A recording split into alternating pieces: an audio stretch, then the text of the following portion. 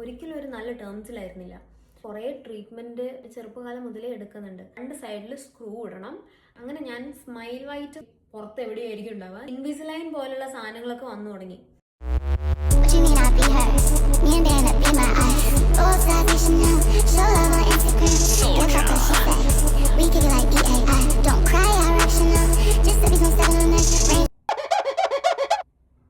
Hello guys, welcome back to my YouTube channel. So നിങ്ങളെല്ലാവരും thumbnail കണ്ട പോലെ തന്നെ I'm gonna take you through my aligner journey.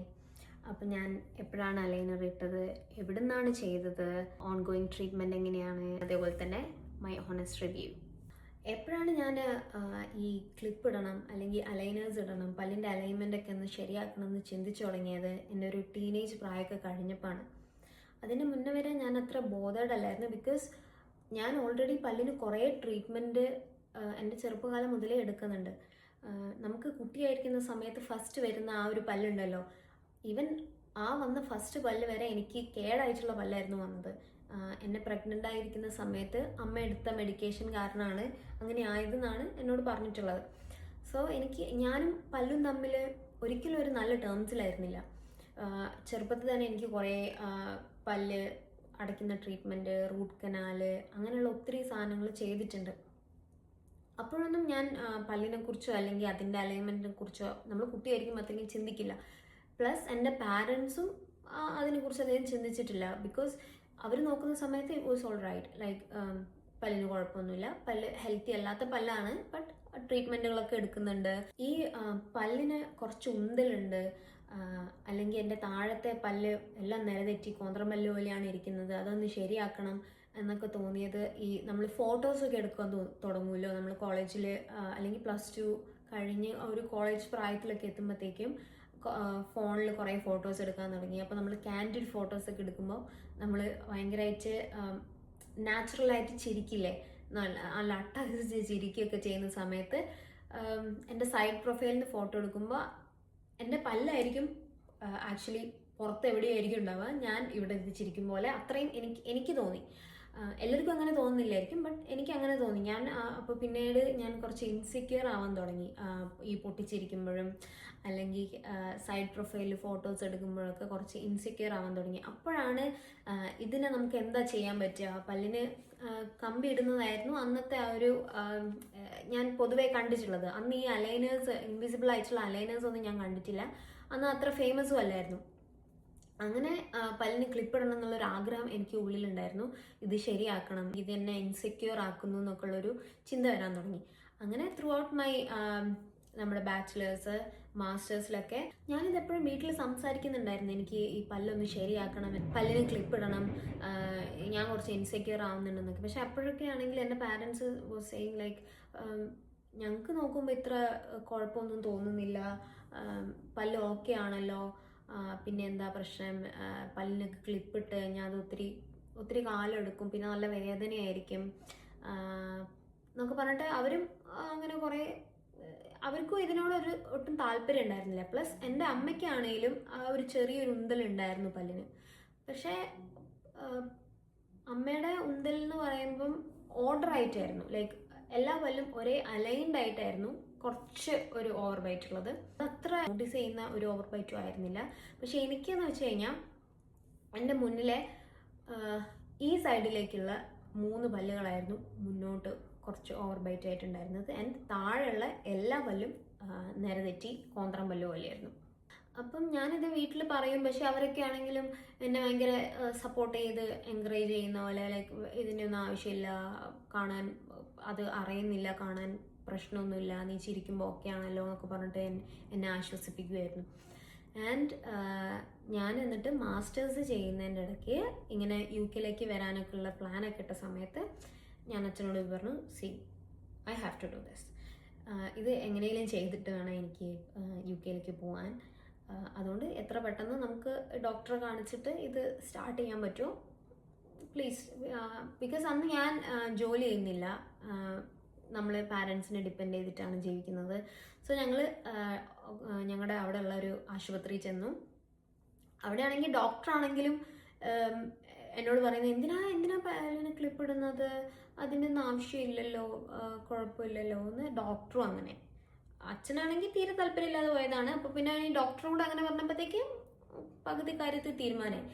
And ഞാൻ പക്ഷേ കുറച്ചും കൂടെ എനിക്ക് വേണം, എനിക്കിത് ഇടണം എന്ന് പറഞ്ഞപ്പം വേറൊരു ഡോക്ടർ വരണം, പുള്ളിയാണ് കൺസൾട്ട് ചെയ്യുക ഇതിനെപ്പറ്റി, എന്നിട്ട് കാലിക്കറ്റ് പോയിട്ടാണ് ഇടേണ്ടതെന്ന് പറഞ്ഞു.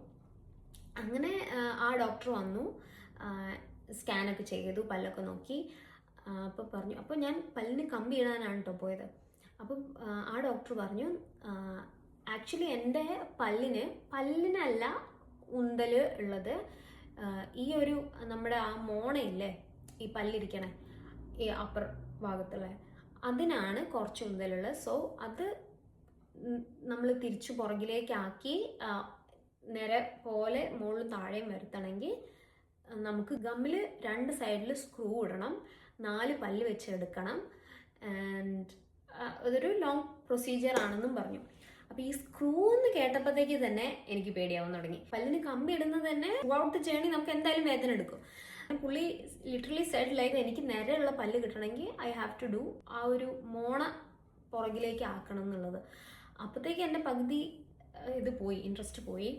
Four the whole treatment it will cost around like 65,000-70,000 rupees അത്രയും ആവുമെന്ന് പറഞ്ഞു. അപ്പോൾ അത് കേട്ടപ്പോഴത്തേക്കും അച്ഛൻ്റെ ഇൻട്രസ്റ്റും പോയി. അങ്ങനെ ഞങ്ങൾ ഡോക്ടറോട് പറഞ്ഞു, ഓക്കെ ഞങ്ങൾ എന്നാൽ വീട്ടിൽ പോയിട്ട് ഇതൊന്ന് ഫാമിലി ആയിട്ടൊന്ന് ഡിസ്കസ് ചെയ്യട്ടെ, because such a huge money. So ഞങ്ങൾ വീട്ടിൽ പോയി ഡിസ്കസ് ചെയ്തിട്ട് വിൽ ലെറ്റ് യു നോ എന്ന് പറഞ്ഞിട്ട് ഞങ്ങൾ അവിടെ നിന്ന് ഇറങ്ങി. അങ്ങനെ വീട്ടിൽ ചെന്നിട്ട് ഞങ്ങളിങ്ങനെ ആലോചിക്കാൻ തുടങ്ങി, ഓക്കെ ഇത്രയും പൈസ ഇതിന് ചിലവാക്കണോ, നമ്മൾ പിന്നെ എത്ര കാലം ഇത് കുറേ കാലത്തേക്ക് എടുക്കണം എന്നും പറഞ്ഞു. സോ അത്രയും ലോങ് നമ്മളിവിടെ ഉണ്ടാവുമോ, നമുക്ക് UK പോകാനുള്ള പ്ലാൻസ് ഒക്കെ ഉണ്ട്, അപ്പോൾ ഉണ്ടാവുമോ, അല്ലെങ്കിൽ ഈ എന്നെ ബോദർ ചെയ്യുന്ന മെയിൻ ഇഷ്യൂ വാസ് ഈ സ്ക്രൂ ഇടുന്നത്. ആൻഡ് പൈസ ചിലവാക്കുന്നത് അച്ഛനാണല്ലോ, സോ അച്ഛനെ ബോദർ ചെയ്യുന്നത് ഇഷ്യൂ വാസ് ഇത്രയും പൈസ ചിലവാക്കണം. പ്ലസ് അച്ഛനെ സംബന്ധിച്ച് നമ്മളിങ്ങനെ ഓൾട്ടർ ചെയ്യുന്നത്, അല്ലെങ്കിൽ പ്രത്യേകിച്ച് നമ്മുടെ ഫേസിൽ പല്ലിലൊക്കെ ഓൾട്ടർ ചെയ്യുന്നത്, ഹീ ബിലീവ്ഡ് ദാറ്റ് ലൈക്ക് അങ്ങനെ എന്തെങ്കിലും ചെയ്തിട്ടുണ്ടെങ്കിൽ നമ്മുടെ നാച്ചുറൽ ആയിട്ടുള്ള ആ ഒരു സ്ട്രക്ചർ ബൈറ്റ്, പിന്നെ നമ്മുടെ സ്കള്ളിനൊക്കെ എന്തെങ്കിലും ബാധിക്കുമോ എന്നൊക്കെ ഉള്ളൊരു കൺസേൺ ആയിരുന്നു അച്ഛന് കൂടുതലും. സോ അങ്ങനെ ഞങ്ങൾ യുനാനിമസ്ലി വീട്ടിലെല്ലാവരും കൂടെ തീരുമാനമെടുത്തു that okay we are not doing this. അങ്ങനെ പല്ലിന് കമ്പിടുന്നത് ഞാൻ അവിടെ ഡ്രോപ്പ് ചെയ്തു. ആൻഡ് ഞാൻ പല്ലിന് കമ്പിടാതെ ആ ഒരു ഇൻസെക്യൂരിറ്റി ഉള്ളിൽ തന്നെ വെച്ചുകൊണ്ട് തന്നെ ഞാൻ UK വന്നു. UK വന്നു, സ്റ്റുഡൻ്റായിട്ട് 1 year കോഴ്സ് കഴിഞ്ഞു. ആൻഡ് എനിക്ക് ജോബ് കിട്ടി. ആൻഡ് ഞാൻ നാട്ടിലേക്ക് പോണ ആ ഒരു ടൈമിൽ എൻ്റെ back of the head it was always there, like എനിക്ക് പല്ലിന് എന്തെങ്കിലും ചെയ്യണം, ഇത് ശരിയാക്കണം എന്നുള്ളൊരു സാധനം ഉണ്ടായിരുന്നു. ആൻഡ് ഏജും കൂടി വരികയാണ്. പ്ലസ് ഈ കമ്പിന്ന് മാറിയിട്ട് നമുക്ക് ഇൻവിസിലൈൻ പോലുള്ള സാധനങ്ങളൊക്കെ വന്നു തുടങ്ങി. അതായത് പണ്ട് തൊട്ടേ ഉണ്ടാവും, അത് എനിക്കറിയില്ല. ആ ഒരു സമയത്താണ് കുറച്ചും കൂടെ പോപ്പുലർ ആയത്, കുറച്ചും കൂടെ ആൾക്കാരിലേക്കൊക്കെ എത്തി ആ ഒരു ടൈം ആയപ്പോഴത്തേക്കും. ആൻഡ് അപ്പം എനിക്കും അത് പറ്റുമോ, ഇങ്ങനെ ഈ ഓവർ ബൈറ്റിന്, അതേപോലെ തന്നെ താഴെയുള്ള കോന്ത്രം പല്ലിന് ഇതൊക്കെ പറ്റുമോ, ഇത് എങ്ങനെയായിരിക്കും ഇതിൻ്റെ ഒരു വർക്കിംഗ്, അപ്പോൾ നമുക്കൊന്ന് കൺസൾട്ട് ചെയ്യണം. ഞാൻ ഫസ്റ്റ് നാട്ടിൽ വന്ന സമയത്ത് ഞാൻ കോഴിക്കോടുള്ളൊരു ക്ലിനിക്കിൽ പോയി കൺസൾട്ട് ചെയ്തു. അപ്പോൾ അവർ പറഞ്ഞത് ഇൻവിസിലൈനും ഉണ്ട്, ആൻഡ് അവരുടെ തന്നെ 2-3 ടൈപ്പ് അലൈനേഴ്സ് ഉണ്ട്. സോ ഇൻവിസിലൈന് അവർ പറഞ്ഞ amount was around like 3 lakh something ആവും for the whole treatment. And വേറെ ഒരു അലൈനർ ഉണ്ടായിരുന്നു, ആ അലൈനർ ഇടുകയാണെങ്കിൽ 1,15,000 ആ ഒരു എമൗണ്ടാണ് പറഞ്ഞത്. പക്ഷേ 3 പല്ലെടുക്കണം, പ്ലസ് ട്രീറ്റ്മെൻറ്റ് പെട്ടെന്ന് സ്റ്റാർട്ട് ചെയ്യാൻ വേണം, ബിക്കോസ് എനിക്ക് നാട്ടിൽ പോയിട്ട് തിരിച്ചു വരണമല്ലോ. അപ്പം പെട്ടെന്ന് തന്നെ സ്റ്റാർട്ട് ചെയ്യണം. അവർ എല്ലാ അലൈനേഴ്സും നമുക്ക് തന്നു വിടും, ഇത്രയൊരു എമൗണ്ട് ഇത്ര. അപ്പം ഞാൻ എനിക്ക് ആ ട്രീറ്റ്മെൻറ്റ് സ്റ്റാർട്ട് ചെയ്യാനുള്ള സമയം ഇല്ലായിരുന്നു. ഞാൻ 2 weeksലേക്ക് വേണ്ടി മാത്രമാണ് നാട്ടിൽ പോയത്. സോ എനിക്ക് ആ ഒരു പീരീഡ് കിട്ടാത്തതുകൊണ്ട് ഞാൻ അവരോട് നോക്കിയിട്ട് പറയാമെന്ന് പറഞ്ഞിട്ട് അവിടെ നിന്ന് ഇറങ്ങി. അപ്പം അതും നടന്നില്ല. ഞാൻ ചെയ്യണമെന്ന് ഓർത്ത് പോയത്, പക്ഷെ അത് നടന്നില്ല. ബിക്കോസ് അതിലും പല്ലെടുക്കുന്നൊരു പ്രോസസ്സ് ഉള്ളതുകൊണ്ട് I was in sure about it, പല്ല് എടുത്തിട്ട് ചെയ്യുന്നതിനെ കുറിച്ച്. സോ സോ അതും അവിടെ ഡ്രോപ്പായി. പിന്നെ ഞാൻ തിരിച്ച് UK വന്നു. UK വന്നപ്പോൾ ഞാൻ ഇതിനെപ്പറ്റി ചിന്തിക്കാൻ തുടങ്ങി, പല്ലിന് ക്ലിപ്പിടുന്ന കാര്യമൊക്കെ. അപ്പോൾ ഞാൻ ഇവിടെ ഉള്ള ഒരു ക്ലിനിക്കിൽ പോയി. ഇവിടെ എല്ലാവരും മോസ്റ്റ്ലി ഇൻവിസിലൈൻ ആണ് കേട്ടോ. ഇൻവിസിലൈൻ എന്ന് പറഞ്ഞാൽ അലൈനേഴ്സ് ആണ് കൂടുതൽ ഡെൻ്റൽ ക്ലിനിക്കിലുള്ളത്. അപ്പം ഒരു അപ്പോയിൻമെൻ്റ് എടുത്ത് ഡോക്ടറെ പോയി കണ്ടു. പുള്ളി എൻ്റെ പല്ല് സ്കാൻ ചെയ്തു. പുള്ളി പറഞ്ഞു ലൈക്ക് പല്ല് എടുക്കാണ്ട് തന്നെ ചെയ്യാം. എന്നിട്ട് അവർ നമ്മുടെ 3D സ്കാനൊക്കെ ചെയ്ത് റിസൾട്ട് എന്തായിരിക്കും എന്നൊക്കെ കാണിച്ചൊക്കെ തന്നു. ആൻഡ് സെയിം ആസ് നാട്ടിൽ പറഞ്ഞ പോലെ തന്നെ ദേ സെഡ് ലൈക്ക് 4,900 സംതിങ് പൗണ്ട് ആണ് ആവുകയെന്ന്. അതായത് നമ്മുടെ നാട്ടിലെ ഒരു 5 ലക്ഷം രൂപയൊക്കെ ഉണ്ടാവും. അത്രയും പൈസയാവും ആ ഇൻവിസിലൈൻ ട്രീറ്റ്മെൻറ്റ് എടുക്കാൻ. സോ അവർ ഇൻവിസിലൈൻ മാത്രമേ ചെയ്യുന്നുള്ളൂ. വേറെ കൈൻഡ് ഓഫ് അലൈനേഴ്സ് ഒന്നും ആ ഒരു ഡെൻ്റൽ ഹോസ്പിറ്റലിൽ ചെയ്യുന്നില്ല. അപ്പം 5 ലക്ഷം രൂപ പല്ലിന് വേണ്ടി അത്രയും മുടക്കേണ്ട ആവശ്യമുണ്ടോ, അല്ലെങ്കിൽ എനിക്ക് വേറെ ചീപ്പർ ഓപ്ഷൻസ് ഉണ്ടോ എന്നുള്ളതൊക്കെ നോക്കാമെന്ന് വിചാരിച്ചിട്ട് ഓക്കെ ഞാൻ നോക്കിയിട്ട് പറയാമെന്ന് പറഞ്ഞാൽ അവിടെ നിന്ന് ഇറങ്ങി. ആൻഡ് അത് ഞാൻ പ്രൊസീഡ് ചെയ്തില്ല. ബിക്കോസ് അത് ഭയങ്കര എക്സ്പെൻസീവാണ്. മാത്രമല്ല വേറെ നമ്മൾ അന്വേഷിച്ചിട്ടുമില്ല. ഓക്കെ ഇൻവിസിലൈൻ മാത്രമാണോ ഉള്ള അലൈനർ, അല്ലെങ്കിൽ നമുക്ക് വേറെ എന്തെങ്കിലും ഓപ്ഷൻസ് ഉണ്ടോ എന്നൊന്നും. സോ ഞാൻ എപ്പോഴും കോൺസ്റ്റൻ്റ്ലി സെർച്ച് ചെയ്തുകൊണ്ടിരിക്കുമായിരുന്നു എന്ത് ചെയ്യാൻ പറ്റും. അപ്പോൾ എൻ്റെ കൂടെയുള്ള എൻ്റെ ഒരു കൊളീഗ് പറഞ്ഞു ലണ്ടനിൽ ഇതേപോലെ നമ്മുടെ കമ്പി ഇടുന്ന ആൾക്കാരുണ്ട് പല്ലിന്. അത്ര വിലയൊന്നുമില്ല, മാക്സിമം 2,000 പൗണ്ട്സ്, അതായത് ഒരു 2 ലക്ഷം രൂപയൊക്കെ ആയിരിക്കും ആവുക. സോ അതൊന്ന് നോക്കുന്നു. സോ ഞാനെല്ലാം ഇങ്ങനെ കേൾക്കുന്നുണ്ട് സൈഡിൽ നിന്ന്.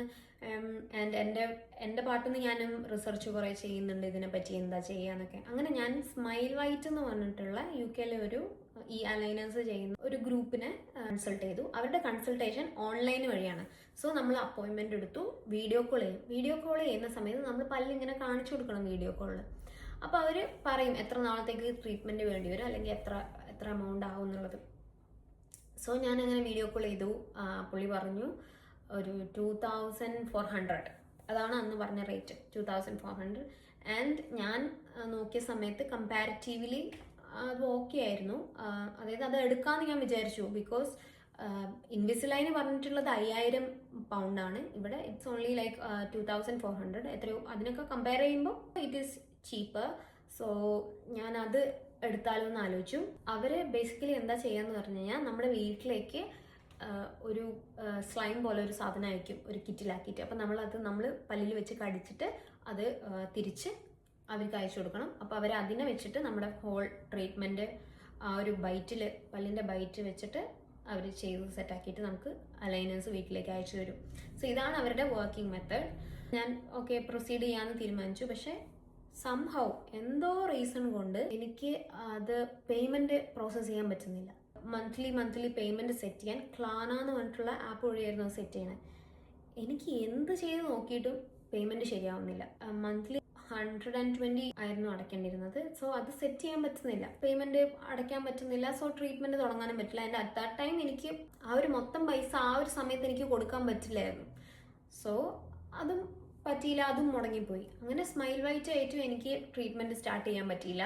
അപ്പോൾ അതും അവിടെ സ്റ്റോപ്പായി.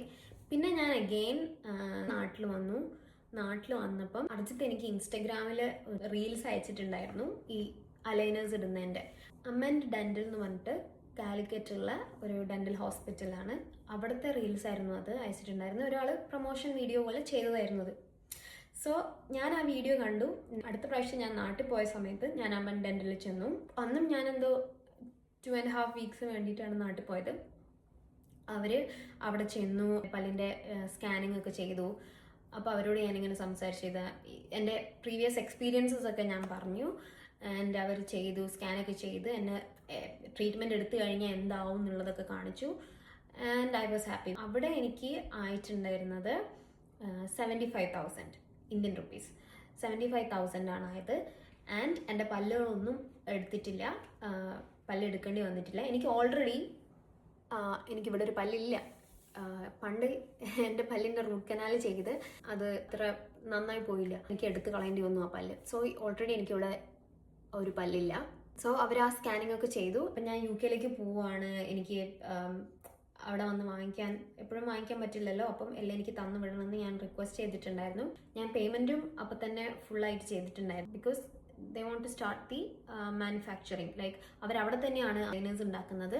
സോ ഈ സ്മൈലൈൻ എന്ന് പറഞ്ഞ അലൈനേഴ്സ് ആണ് അവരുടെ അലൈനേഴ്സ്. അവരുടെ തന്നെ ഒരു പെട്ടിയിൽ തന്നെയാണ് നമുക്ക് തരുന്നത്. സോ അവിടെ തന്നെ മാനുഫാക്ചർ ചെയ്യുന്നതുകൊണ്ട് കൂടുതൽ സമയം എടുക്കില്ല. ഇൻവിസിലൈൻ എന്ന് പറയുമ്പോഴത്തേക്കും നമ്മൾ ഇവിടുന്ന് നമ്മുടെ ബൈറ്റും കാര്യങ്ങളൊക്കെ അയച്ച് അവർക്ക് കൊടുത്തിട്ട് അവരവിടുന്ന് ഷിപ്പ് ചെയ്ത് തരണം. ഞാൻ ആദ്യം പോയ ആ ഹോസ്പിറ്റലിൽ അങ്ങനെയല്ലായിരുന്നു. അവരവിടെ മാനുഫാക്ചർ ചെയ്യുന്നില്ലായിരുന്നു. വേറൊരു സ്ഥലത്തു നിന്ന് മാനുഫാക്ചർ ചെയ്ത് കൊടുത്തിട്ടായിരുന്നു നമുക്ക് കിട്ടുന്നുണ്ടായിരുന്നത്.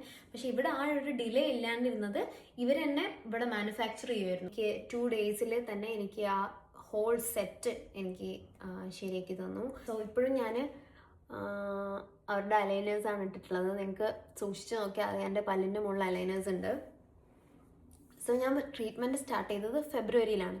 സോ അപ്പോഴത്തെ എൻ്റെ പല്ലിൻ്റെ ഒരു അവസ്ഥ ഞാനിത് ഇവിടെ ഒരു വീഡിയോ ആക്കി കൊടുക്കാം. So please see that video. അത്രയും താഴെയൊക്കെ നിരതെറ്റി അങ്ങനെയായിരുന്നു എൻ്റെ പല്ലിരുന്നത്. ഇപ്പം എൻ്റെ പല്ലെങ്ങനെ ഇരിക്കുന്നത് കാണിച്ചു തരാം.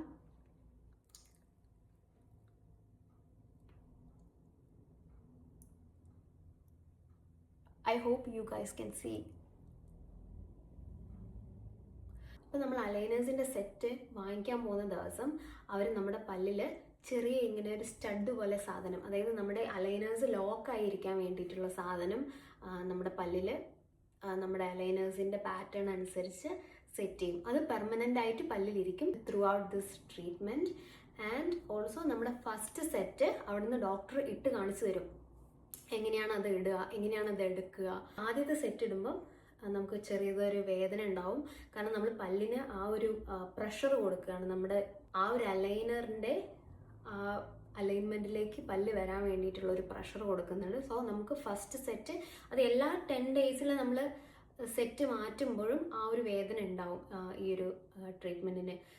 പക്ഷേ കമ്പി ഇടുന്നതിൻ്റെ അത്ര വേദന ഉണ്ടാവില്ല എന്നാണ് പറയുന്നത്. പക്ഷേ ചെറിയൊരു വേദന ഉണ്ട്. അപ്പോൾ നമുക്ക് ആ സ്റ്റഡ് പോലത്തെ സാധനം പല്ലിൽ വെക്കും. ആൻഡ് ഇത് എങ്ങനെ വെക്കുമെന്ന് കാണിച്ചു തരും. അപ്പോൾ ഇതിൻ്റെ കൂടെ നമുക്കൊരു കുഞ്ഞൊരു കണ്ടെയ്നർ കിട്ടും നമുക്കിത് ഊരിയിട്ട് വെക്കാനുള്ളത്. അപ്പോൾ അതിനകത്ത് നമുക്കൊരു ചൂയിങ് സാധനം ഉണ്ടാവും. നമ്മൾ ഫസ്റ്റ് ടൈം എന്നല്ല, ഏതൊരു തവണയും നമ്മൾ ഇതിട്ട് കഴിഞ്ഞാൽ അത് ബെസ്റ്റായിട്ട് പല്ലിൽ ഫിറ്റ് ചെയ്യാൻ വേണ്ടിയിട്ട് നമുക്ക് ആ ഒരു ചൂയി സാധനം ഉണ്ട്. അപ്പോൾ നമ്മളത് കടിച്ച് വേണം നമ്മുടെ പല്ലിൽ അത് സെറ്റ് ചെയ്യാൻ വേണ്ടിയിട്ട്. ആൻഡ് നമ്മൾ എനിക്ക് ഊരുന്ന സമയത്തായിരുന്നു കൂടുതൽ പെയിൻ ഉണ്ടായിരുന്നത്. ഇട്ട് കഴിയുമ്പോൾ വലിയ കുഴപ്പമില്ലായിരുന്നു. പക്ഷെ അത് എല്ലാ തവണയും ഊരുമ്പോഴായിരുന്നു ആ ഒരു ഡിഫിക്കൽട്ടി ഉണ്ടായിരുന്നത്. ആൻഡ് ഡോക്ടർ പറഞ്ഞിട്ടുണ്ടായിരുന്നു നമ്മൾ ഹെവി ആയിട്ട് എന്തെങ്കിലും ഫുഡ് കഴിക്കുകയാണ്, ഇപ്പോൾ ചിക്കൻ അല്ലെങ്കിൽ കുറച്ച് ബൈറ്റ് ചെയ്യാൻ പാകത്തിനുള്ള ഫുഡൊക്കെ കഴിക്കുകയാണെങ്കിൽ ബെറ്റർ ഇത് ഊരി വെച്ചിട്ട് ചെയ്യുന്നതാണ്. ആൻഡ് അതേപോലെ തന്നെ ഹോട്ട് ഡ്രിങ്ക്സ്, നമ്മൾ ഭയങ്കര ചൂടുള്ള ചായ അല്ലെങ്കിൽ ഭയങ്കര ചൂടുള്ള എന്തെങ്കിലും ഡ്രിങ്ക്സ് കഴിക്കുകയാണെങ്കിൽ ഇത് ഊരി വെച്ചിട്ട് ചെയ്യുന്നതാണ് ബെറ്റർ. മേ ബി നമ്മുടെ അലൈനറിന് അത് റൂയിൻ ചെയ്യാണ്ടിരിക്കും നമ്മൾ ഫുഡ് കഴിക്കുമ്പം ഇത് ഊരി വെച്ചിട്ടുണ്ടെങ്കിൽ.